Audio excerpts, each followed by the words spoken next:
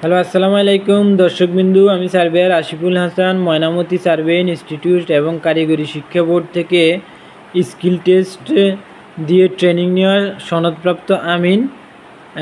আজকে আমরা জায়গা জমি বিষয়ে কিছু কথা বলবো। আজকে জমি বিষয়ে এজেন্ডা হচ্ছে জমি জমা সংক্রান্ত মামলা মোকদ্দমা, অর্থাৎ জমি জমা সংক্রান্ত যেসব মামলা মোকদ্দমা হয়ে থাকে সাধারণত সেগুলোই আমরা তুলে ধরব। দেওয়ানি আদালতে প্রায় 90% মামলায় জমি জমা সংক্রান্ত, ফৌজদারি আদালতের বহু মামলার উৎপত্তিও এই জমি জমা। নিম্নে ফৌজদারি ও দেওয়ানি মামলা সমূহের কিঞ্চিত বিবরণ দেওয়া হলো। যা হোক, এটা লম্বা একটা বিষয়, অনেক বড় একটা বিষয়। আমি ভিডিওটা দীর্ঘ করব না, আপনাদেরকে সারসংক্ষেপ হিসেবে কিছু তথ্য দেব যাতে করে আপনারা একটা সাধারণ ধারণা পেয়ে থাকেন। এর মধ্যে প্রথম আইনটা হচ্ছে স্থাবর সম্পত্তি সংক্রান্ত ফৌজদারি মামলা। এটা একটা আইন জায়গা জমি সংক্রান্ত। তারপরে হচ্ছে দ্বিতীয়টা হচ্ছে ফৌজদারি কার্যবিধি আইনের 145 ধারা।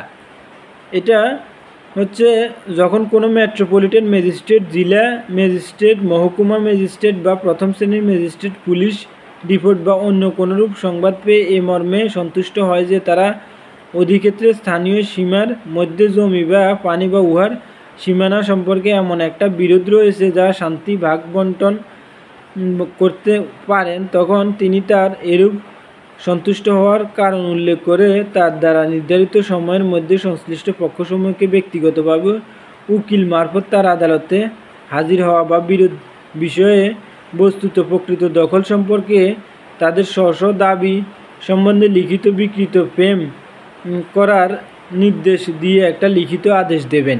এটা হচ্ছে এই ধারার কথা গেল। এরপরে আছে আবার দখল সম্পর্কে আছে। যা হোক, দখল সম্পর্কে বিশাল বড়, আমি এখন পড়তে পারছি না। আপনারা যাদের বেশি প্রয়োজন হলে আপনারা বই কিনতে পারেন আমার কাছ থেকে এই বিষয়ে। তৃতীয় আইনটা হচ্ছে আইন অনুগভাবে উচ্ছেদ না হওয়া পর্যন্ত দখলকারের দখল অব্যাহত, অর্থাৎ আইন অনুসারে উচ্ছেদ না হওয়া পর্যন্ত দখলকারের দখল অব্যাহত। মানে যতক্ষণ পর্যন্ত আইন অনুসারে একজন দখলকার দখলচ্যুত হবে না আইন দ্বারা, তখন পর্যন্ত ওনার দখল চলমান থাকবে, এটাই বোঝায় এই আইন দ্বারা। এরপর আসি আমরা 145 ধারা সম্পর্কে উচ্চ আদালতের ব্যাখ্যা ও সিদ্ধান্ত। এটাও বড় একটা বিষয়, আমি সংক্ষেপে দুই একটা পড়ি। প্রথমত, নিম্নে বর্ণিত 4টি অবস্থা বিদ্যমান থাকলে এই আদেশ দেওয়া যায়: পক্ষবৃন্দের মধ্যে বিরোধ থাকলে, জমি, ঘর বাড়ি, হাট বাজার, জলকর ক্ষেত্রের ফসল বা জমি বা পানি থেকে আয় প্রবৃত্তির দখল ও বিরোধ কেন্দ্র হবে। এছাড়াও আরও আছে, সেগুলো এখন এত বড় বর্ণনা দেওয়া যাচ্ছে না, ভিডিওটা অনেক বড় হয়ে যাবে। তারপরে আছে ফৌজদারি কার্যবিধির 147 ধারা। এটাও জমি সংক্রান্ত একটা মামলা।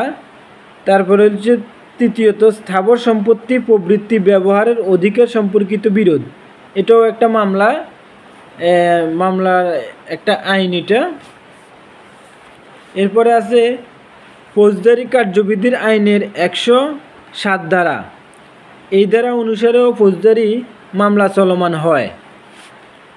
তারপরে আরেকটা আছে ফৌজদারি কার্যবিধির 107 ধারা সম্পর্কে উচ্চ আদালতের সিদ্ধান্ত, অর্থাৎ এটা নিম্ন আদালত থেকে যখন কোনো মামলা উচ্চ আদালতে যায় তখন ফৌজদারি কার্যবিধি 107 ধারা সম্পর্কে উচ্চ আদালতের সিদ্ধান্তসমূহ নিচে দেওয়া আছে। এটা বিশাল বড়, দেওয়া যাচ্ছে না। কারো যদি এই সম্পর্কে জানতে হয় তাহলে বই কিনে পড়াশোনা করেন। এত বড় ভিডিওতে আমি এত তথ্য দেওয়া আমার পক্ষে সম্ভব হচ্ছে না। তারপর আসি স্থাবর সম্পত্তি সংক্রান্ত দেওয়ানি মামলা। দেওয়ানি মামলা বলতে আমরা বুঝি সব ধরনের জায়গা জমি সংক্রান্ত মামলা। আর ফৌজদারি মামলা সংক্রান্ত বুঝি আমরা সাধারণত মারামারি, হানাহানি, রাহাজানি, হত্যা, এই ধরনের মামলা যখন আদালতে রুজু করা হয় সেগুলো ফৌজদারি মামলা হিসেবে বিবেচিত হয়। তো স্থাবর সম্পত্তি সংক্রান্ত দেওয়ানি মামলার মধ্যে প্রথম মামলা সেটা হচ্ছে আগেই বলা হয়েছে, দেওয়ানি আদালতে প্রায় 90% মামলায় জমি জমা সংক্রান্ত কিছু দেওয়ানি মামলার তালিকা এখানে দেওয়া হলো। এখানে এসবের বিস্তারিত আলোচনা অবকাশ নেই। অবশ্যই এই তালিকার বাইরেও জমি জমা সংক্রান্ত আরও অনেক মামলা রয়েছে। তো আমি এখানে 9টা দেওয়া হয়েছে, 9টার কথাই আমি উল্লেখ করে দিই। প্রথমটা হচ্ছে অগ্রক্রয় মামলা, অর্থাৎ যাহাকে আমরা প্রিহেনশন হিসেবে গণ্য করি, এটা হচ্ছে অগ্রক্রয় মামলা, এটা একটা মামলার ধরন। দ্বিতীয়টা হচ্ছে সত্ত্বের মামলা। সত্ত্বের মামলা কোনো জমিতে কারো সত্ত্ব থাকলে সত্ত্ব ঘোষণা সহ খাস দখলের মামলা করতে পারেন, এটা হচ্ছে সত্ত্বের মামলা, এটা মামলার একটা ধরন। তৃতীয়ত হচ্ছে খাস দখলের মামলা। কেউ তার দখলীয় জমি হতে বেদখল হলে এ মামলা করতে পারে, এ মামলার ধরন এবং নাম হচ্ছে খাস দখলের মামলা। এরপরে হচ্ছে ঘোষণার মামলা। কারো সত্ত্বের উপর কোনোরূপ প্রতিবন্ধকতার সৃষ্টি হলে ওই মামলার মাধ্যমে তা নিরসন করা যায়, এটা আরেকটা মামলার ধরন, এটা হচ্ছে ঘোষণার মামলা। পঞ্চম, অনুমতি দখলকার উচ্ছেদের মামলা, অর্থাৎ দখলকারকে কীভাবে উচ্ছেদ করতে হবে সেই ধরনের মামলাকেই এই মামলার আওতাভুক্ত হয়। অনুমতি দখলকার উচ্ছেদের মামলা, এটা একটা মামলার ধরন। তারপর 6 নম্বর হচ্ছে বাটোয়ারা মামলা। বাটোয়ারা মোকদ্দমা সম্পর্কে আমি আগেই একটা ভিডিও করেছি, ওইখানে বাটোয়ারা সম্পর্কে বিস্তারিত বর্ণনা দেওয়া হয়েছে। 7, দলিল বাতিল কারণের মামলা। দলিল কারণ এটা একটা মামলার ধরন। কেউ তঞ্চকমূলক কোনো পেরবি দলিল সৃজন করলে এ মামলা করা হয়, অর্থাৎ দলিল বাতিল করতে চাইলে যে মামলাটা করতে হয় সেটাকে দলিল বাতিলকরণের মামলা বলা হয়। এরপরে 8 নম্বর আছে চিরস্থায়ী নিষেধাজ্ঞার মামলা। এটা হচ্ছে কাউকে তার সত্ত্ব দখলীয় সম্পত্তি থেকে অন্য কেউ বেদখল করতে চাইলে এ মামলা করা হয়, এটা আরেকটা মামলার ধরন যার নাম হচ্ছে চিরস্থায়ী নিষেধাজ্ঞা মামলা। এরপর 9 নম্বর হচ্ছে চুক্তি প্রবলের মামলা।